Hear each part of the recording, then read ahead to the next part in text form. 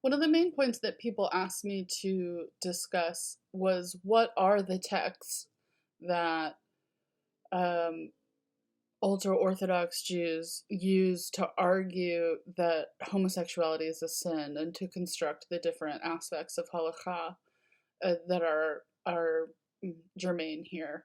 And I can answer that question, but first I want to say that I think that the very way the film is put together is to emphasize that we really don't hear people referring to texts, right? That this is really as much social or maybe more social and cultural than it is about any particular religious reading. Um, so central texts that Jews will turn to suggest that homosexuality is a sin. The one most explicit text is in Leviticus. It states that for a man to lie with another man is an abomination or will be an abomination for you. So if you remember the language of kashrut, for example, to talk about different foods as an abomination, it doesn't mean that the thing is actually inherently bad or evil, but it does mean that God has in these commandments suggested that this won't be what Jews do, that Jews don't do this, other people do that. All right, that's generally what the term abomination is used for. And it's really important to note that that text refers specifically to men. And so, one of the things that I think we can think of in terms of bringing Albert in to thinking about homosexuality and thinking intersectionally is to say that women don't even really have the dignity of being demonized in a sense.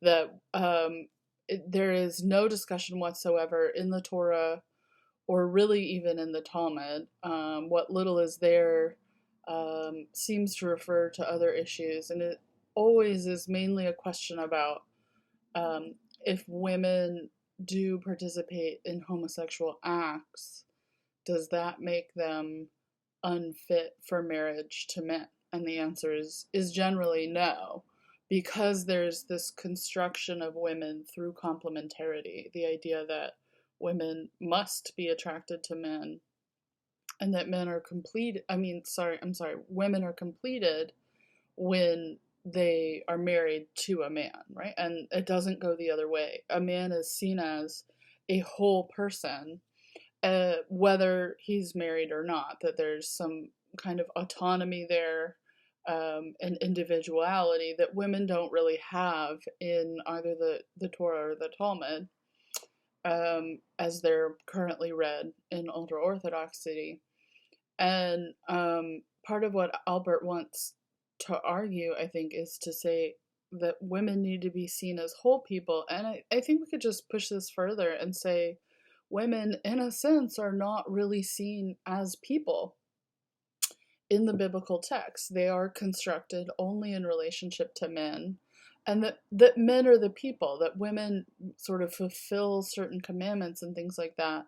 But there's such an inequality in how the very conception of what it is to be a man or what it is to be a woman in the reading of Torah, whether it's in Talmud or later commentaries, that there's a real problem here and that there's a totally different experience for being a queer woman, that one has no recourse to the particular texts that push a woman out, a queer woman out of the community because of the sort of division of labor and commandments. Um, and for men, there's still a possibility to participate in so many different rituals, including Talmud study, including the liturgy and going to synagogue, all these kinds of things, individual prayers. All of this is possible for men in Orthodoxy in a way that it's not for women. That most commandments that have anything to do with a woman are in relationship to a man, as we discussed with, for example, Nida, or as we see here, the very idea that motherhood is a commandment and keeping a home is a commandment, but lesbian Jewish women are not seen as being able to fulfill any of those things, and they don't have recourse to the daily prayers and things like that that are obligatory for men. So they're really doubly oppressed, to use Kimberly Crenshaw's style of language and thinking about intersectionality. And I think really importantly, in looking at Alpert, they're doubly invisible. So if we think back to Plaskow, and even thinking about that central moment in the foundation of the covenant, that Alpert is certainly drawing on Plaskow's language of visibility to say women have always been there, and not just women, but lesbians have always been there. The text may have omitted them, but they have been there. And so, what women and what men and women, queer or straight, whatever, can do is to create midrash, just like what the rabbis did, that fills in the gaps, that thinks through what was really going on entirely at a whole moment. That women virtually never speak to each other in the Bible, as is discussed in Albert. She mentions that in particular the book of Ruth considers the friendship between Naomi and Ruth, but it's always sort of ultimately in the end about a woman having a relationship with a man. There's no sexual interactions between women in the text, and there's barely any time that women speak to each other at all. And even more than that, women often don't have names or just aren't included in the story.